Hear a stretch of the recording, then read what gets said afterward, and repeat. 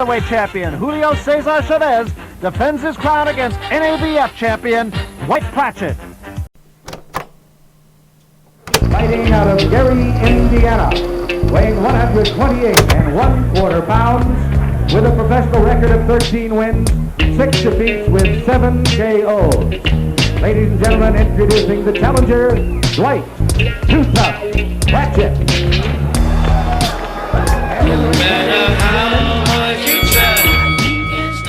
Coming to you out of the red corner, junior lightweight champion of the world, Dwight Pratchett.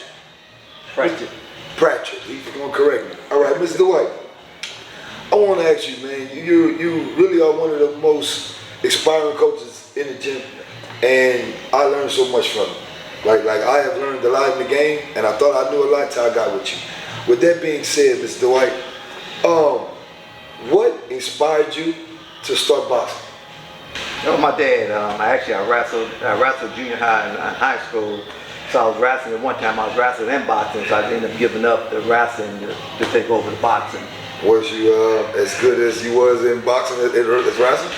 Right. I was probably better. I was probably equal on both ends. But that's what's up, man. I believe it. Yeah. All right. So you said your daddy influenced you. Yeah. Who was your favorite fighter coming up? I really like Benitez a lot. I liked his style, how slick he was. Sugar Ray Leonard was, obviously was a good, Good fighter? Yeah, one of my fighters I like. Roberto Duran.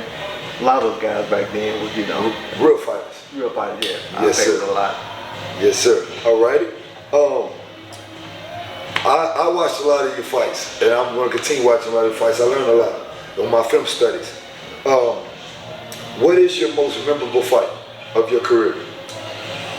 I guess it had to be Chavez, because I was fighting for the world title, so that was probably my biggest fight, probably the most memorable fight. Actually, I fought this kid Ray Sims here at the Hot Fines back in '86, and that was a pretty nice fight for me also. After I fought Chavez, I came back and I fought Sam. I defended my title against Sam. Yes, sir. Man, that's crazy. That is crazy, man. All right. When you was getting ready for your fights back in the day, what did you do? What was your game plan now, or your mental preparation?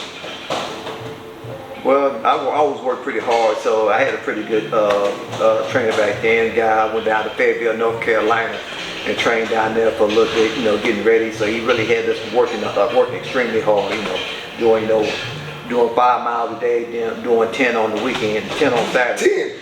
10 on Saturday. 10? Oh my God, y'all see that? Y'all not doing no running. 5 miles a day, we ran 10 on Saturday. We had Sunday off. Yes, sir. 5 a day.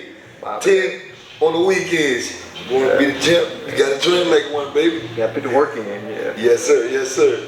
All right, Mr. White. I see you in the gym, and I see you help a lot of people out in the gym. When you see a new fighter coming into the gym, what is some of the basic fundamentals that you like to give to them? Really, I try to get if you got good feet, if you got good feet, you have good hands. So really try to work on the footwork, having good feet. So it's a big deal having, and defense. Yes, sir. All righty. When you're approaching a fighter with experience, like myself, what are some of the keys that you look for in those fighters, or look to change in those guys? Just making sure they get good balance, good foot placement, good hand placement. A lot of these experienced fighters, they still do a lot of shit wrong, but I try to correct what I can in them. Yes, sir, I was one of them. I was one of them who had to learn. You gotta listen. You don't know it all. You don't know it all, and you can always learn something. Right. Sometimes it comes from a different perspective of a different person. You may get it. It may click to you. Somebody else can be telling you the same shit for like over and over and over. You just don't get it, but somebody else tell it to you. It kind of clicks. You get it. Yes, sir. You end up getting it. Yes, sir. All right, man. You have done a lot in the game of boxing, and I think you're one of the most underrated guys around. Period. And I don't think you get the acknowledgement you should get. But with that being said, Mr. White, I want to let you know that we love you in the gym, and we appreciate you always being here and giving us the knowledge and giving us back the things in boxing that we're missing. what is some what would be a thing you would give to a new fighter, like someone coming into boxing, a guy that wants to start boxing? What would you give him? What keys can you give him to become a better fighter? Try to really work on your technique and form.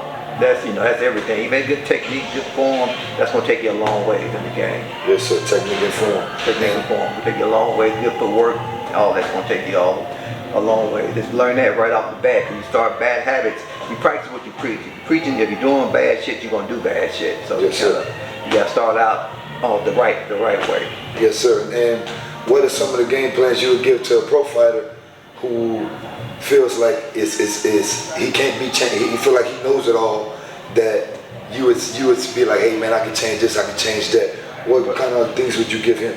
Well, it's kind of hard when guys get stuck in their ways as far as trying to change them. It's kind of hard to say. Kind of hard to change. Teach a new dog tricks. I'm teach old dog new tricks. Yeah. Yes, sir. Yes, sir. Well, Mr. Dwight, I thank you for giving us your time, coming to the red corner. And guys, ladies and gentlemen, remember, ladies and gentlemen, you want to look him up. This is Mr. Dwight. Please come to Main Street if you want to learn anything about boxing. This is the guy you need to be looking for. Taught me a lot. Thank you, Mr. Dwight. Have a blessing.